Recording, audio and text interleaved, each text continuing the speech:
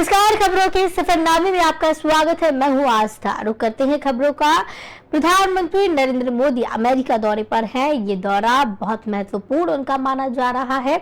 वहीं आपको बताते चले, प्रधानमंत्री के इस दौरे को लेकर विपक्ष भी हमलावर है। आपको बता दें कि दूसरे दिन बुधवार को रात करीब 9 बजे अमेरिकी समय के मुताबिक वे प्राइवेट डिनर के लिए व्हाइट हाउस पहुंचे। यहां राष्ट्रपति बाइडेन और फर्स्ट लेडी ने उनका स्वागत किया। डिनर में भारत के national security adviser Ajit Doval और अमेरिका के एनएसए जैक सुलिवन भी मौजूद थे। डिनर में मेन्यू में बाइडेन के पसंदीदा पास्ता और आइसक्रीम को शामिल किया गया। इस मौके पर पीएम मोदी ने अमेरिका की फर्स्ट लेडी जिल बाइडेन को 7.5 कैरेट का eco friendly green diamond gift किया। वहीं राष्ट्रपति बाइडेन को 10 प्रिंसिपल्स ऑफ उपनिषद किताब के फर्स्ट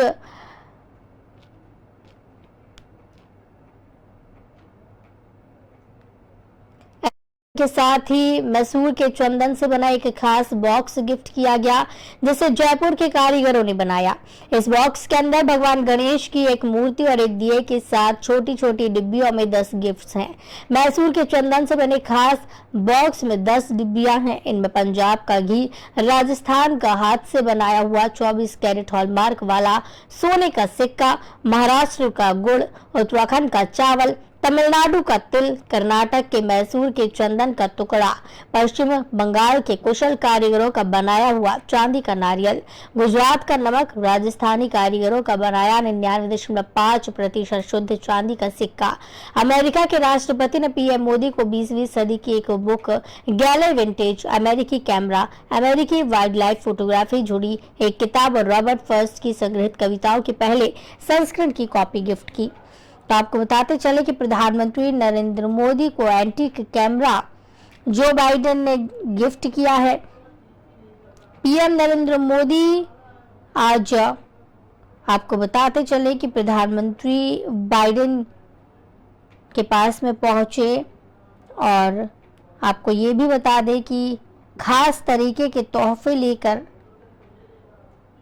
प्रधानमंत्री नरेंद्र मोदी पहुंचे। और प्रधानमंत्री नरेंद्र मोदी के 3 दिवसीय अमेरिकी दौरे को भारत के साथ साथ पाकिस्तान के मीडिया ने भी जगह दी है।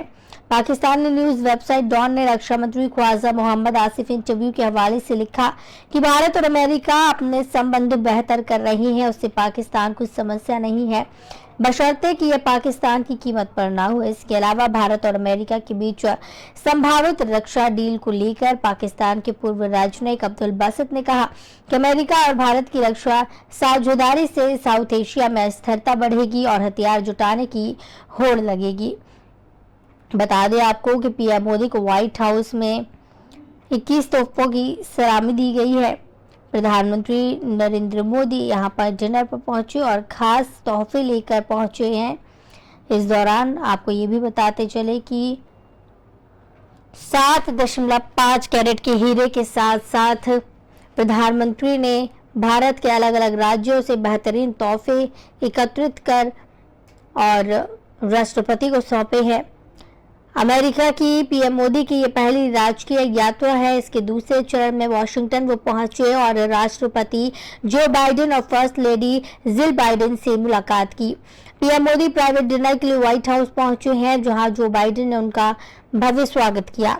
अमेरिका की प्रथम महिला डॉक्टर जिल बाइडेन को पीएम मोदी ने उपहार स्वरूप लैब में विकसित 7.5 कैरेट के हरे रंग का हीरा दिया। ये हीरा पृथ्वी से खोदे गए हीरों के रासायनिक और ऑप्टिकल गुणों को दर्शाता है। हीरा पर्यावरण के अनुकूल भी है, क्योंकि इसके निर्माण में सौर और पवन ऊर्जा जैसे पर्यावरण विविध संस्थानों का उपयोग किया गया है। वहीं पीएम मोदी ने राष्ट्रपति जो बाइडेन को एक विशेष चंदन का डिब्बा भेंट किया गया, जिसे जयपुर के एक मास्टर शिल्पकार द्वारा हस्त निर्मित किया गया है। इस पर मैसूर से प्राप्त चंदन में जटिल रूप से नक्काशीदार वनस्पतियों और जीवों के पैटर्न है। पीएम मोदी द्वारा अमेरिकी राष्ट्रपति जो बाइडेन को उपहार में दिए गए बॉक्स में 10 दान राशि है।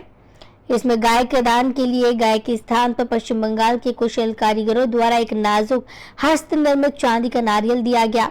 भूदान की जगह भूमि के दान के लिए भूमि के स्थान पर मैसूर कर्नाटक से प्राप्त चंदन का एक सुगंधित टुकड़ा दिया गया। तिलदान के लिए तमिलनाडु से लाए गए तिल या सफेद तिल के बीज चढ़ाए गए। राजस्थान में हस्त निर्मित ये 24 के शुद्ध और हॉलमार्क वाला सोने का सिक्का हिरण्य दान के रूप में पेश किया गया। बॉक्स में भगवान गणेश की मूर्ति है। मूर्ति को कोलकाता के 5वीं पीढ़ी के चांदी कारीगरों के एक परिवार के द्वारा हस्त निर्मित किया गया है। बॉक्स में एक दिया भी है। इस चांदी के दिए को भी कोलकाता में 5वीं पीढ़ी के चांदी कारीगरों के परिवार के कारीगरों द्वारा हस्त निर्मित किया गया है। पीएम मोदी ने अमेरिका के राष्ट्रपति को एक ऐतिहासिक चीज भी उपहार में दी है। पीएम ने लंदन के फेवर एंड फेवर लिमिटेड द्वारा प्रकाशित और यूनिवर्सिटी प्रेस ग्लासगो में मुद्रित पुस्तक द 10 प्रिंसिपल उपनिषद के पहले संस्करण की एक प्रति राष्ट्रपति बाइडेन को उपहार में दी। साल 1937 में W.V. येट्स ने पुरोहित स्वामी के साथ सहलेखक भारतीय उपनिषदों का एक अंग्रेजी अनुवाद प्रकाशित किया। दोनों लेखकों के बीच अनुवाद और सहयोग पूरे 1930 के दशक में हुआ और यह येट्स के अंतिम कार्यों में से एक था। लंदन के messrs favour and favour limited द्वारा प्रकाशित और यूनिवर्सिटी प्रेस ग्लासगो में मुद्रित इस पुस्तक के पहले संस्करण की एक प्रति the 10 principal Upanishad PM Modi द्वारा राष्ट्रपति बाइडेन को उपहार में दी गई। वहीं व्हाइट हाउस की ओर से जारी बयान के अनुसार आधिकारिक उपहार के रूप में अमेरिकी राष्ट्रपति जो बाइडेन और प्रथम महिला जिल बाइडेन प्रधानमंत्री मोदी को 20वीं सदी की शुरुआत के लिए हस्त निर्मित प्राचीन अमेरिकी पुस्तक गैली भेंट की।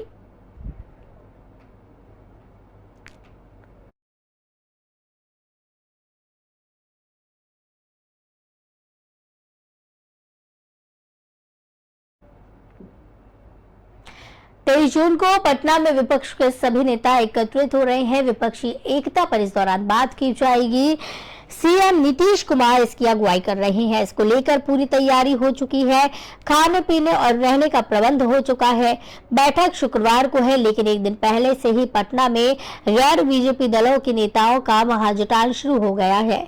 आज बंगाल की मुख्यमंत्री ममता बनर्जी, दिल्ली के सीएम अरविंद केजरीवाल जैसे नेता पहुंच गए और वहीं आपको बता दें कि महबूबा मुफ्ती भी पटना पहुंच चुकी हैं। राज्यसभा सांसद संजय सिंह राघव चड्ढा के शामिल होने की भी उम्मीद है। इसके अलावा महबूबा मुफ्ती पटना पहुंच चुकी हैं।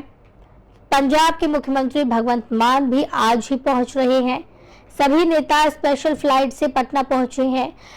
बताया जा रहा है कि पहले मुख्यमंत्री ममता बनर्जी सीधे राबड़ी आवास जाएंगी, लालू प्रसाद यादव से मुलाकात करेंगी और फिर सीएम नीतीश कुमार से मिलेंगे। वहीं दूसरी ओर भाकपा महासचिव डी राजा और भाकपा माले महासचिव दीपांकर भट्टाचार्य की आज पटना पहुंच रहे हैं। विपक्षी एकता की बैठक में 17 से 18 दलों के नेताओं को पहुंचना है। कुछ मुख्यमंत्री और वरिष्ठ नेता आज गुरुवार को पहुंच रहे हैं, तो वहीं कुछ सीधे शुक्रवार की सुबह आएंगे। कांग्रेस नेता राहुल गांधी, एनसीपी चीफ और शरद पवार, यूपी के पूर्व सीएम अखिलेश यादव, उद्धव ठाकरे, झारखंड के सीएम हेमंत सोरेन, उमर अब्दुल्ला समेत कई और भी नेता पहुंच रहे हैं। विपक्षी दलों की बैठक में आने वाले नेताओं के लिए स्टेट गेस्ट हाउस या सर्किट हाउस में रुकने का इंतजाम है। कुछ का होटल में भी इंतजाम किया गया है।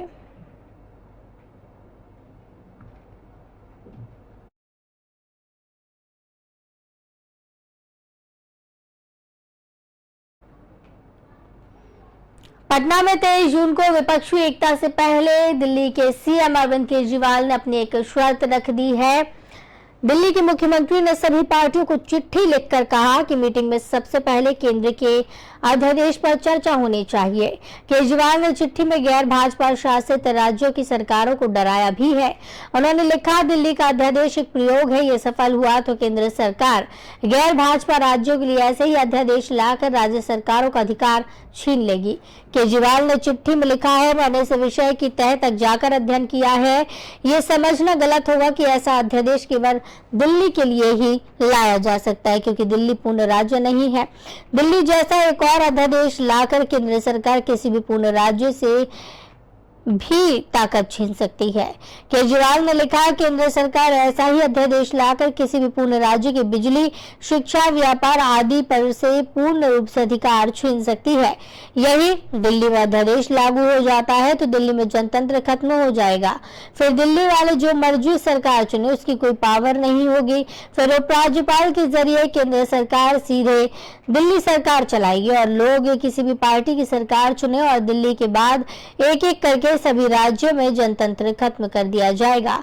वो दिन दूर नहीं जब पीएम 33 राज्यपालों के माध्यम से सभी राज्य सरकार चलाएंगे। 23 जून को पटना में सभी पार्टियों की मीटिंग है और मेरा सभी से आग्रह है कि इस मीटिंग में अध्यादेश पर सभी पार्टियों का स्टैंड और इसे संसद में हराने की रणनीति पर सबसे पहले चर्चा हो।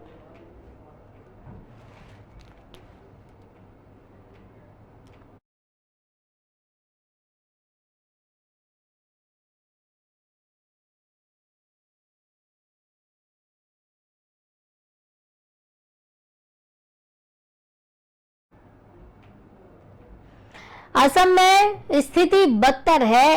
बाढ़ से प्रभावित असम के कई जिले नजर आ रही है और लोगों को काफी परेशानियों का सामना करना पड़ रहा है। आपको बताते चले कि सैलाब से 10 जिलों के तकरीबन 1,02,000 लोग प्रभावित हैं। असम राज्य आपदा प्रबंधन प्राधिकरण की दैनिक रिपोर्ट के मुताबिक बक्सा, बरपेट, दरांग, धेमाजी, ध्रुवी, कोकराझार, लखीमपुर, नलबाड़ी, सोनितपुर और उदलगिरी जिलों में बाढ़ की वजह से 1,19,800 लोग प्रभावित हैं। इसमें कहा गया है कि नलबाड़ी सैलाब के बुरी तरह से चपेट में है, जहां करीब 45,000 लोग प्रभावित हैं। उसके मुताबिक इसके बाद बक्सा में 26,500 और लखीमपुर में 25,000 से ज्यादा लोग बाढ़ से प्रभावित हैं। मंगलवार तक 9 जिलों में बाढ़ से 34,000 से ज्यादा लोग प्रभावित हैं। प्रशासन 5 जिलों में 14 राहत शिविर संचालित कर रहा है, जहां 2,091 लोगों ने शरण ली है, तो वही 5 जिलों में 17 राहत वितरण केंद्र भी चलाए जा रहे हैं। सेना, अर्धसैनिक बल, एनडीआरएफ, एसडीआरएफ, दमकल और आपात सेवा, नागरिक प्रशासन, एनजीओ और स्थानीय लोगों ने अलग अलग स्थानों से 1280 लोगों को सुरक्षित स्थानों पर पहुंचाया। एएसडीएम ने कहा कि वर्तमान में 780 गांव जलमग्न है और 10,591.81 हेक्टेयर कृषि भूमि को नुकसान पहुंचा है।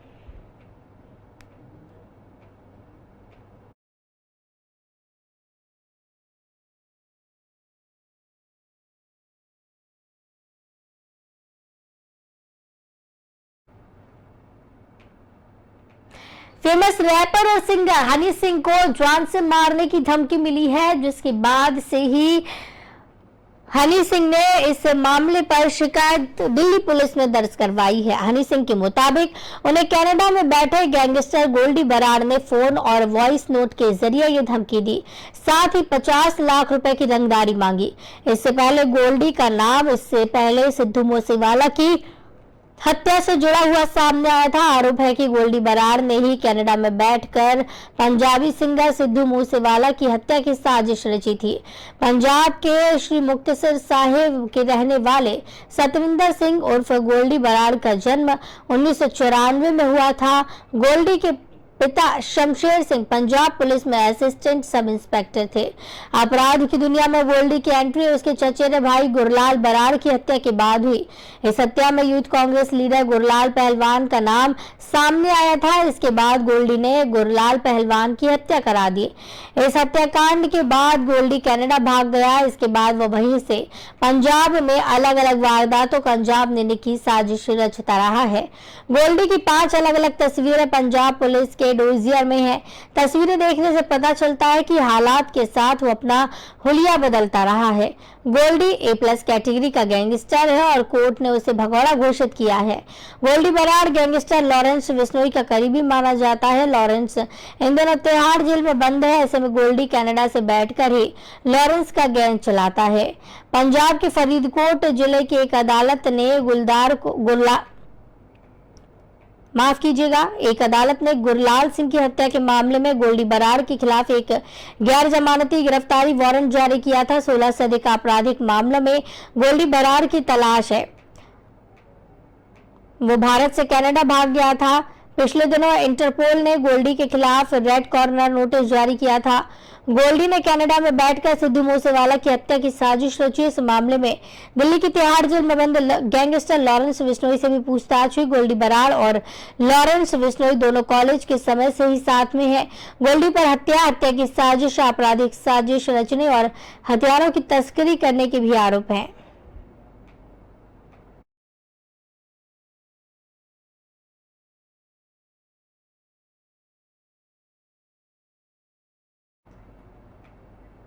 तो इस बुलेटिन में फिलहाल इतना ही। मुझे दीजिए इजाजत। नमस्कार।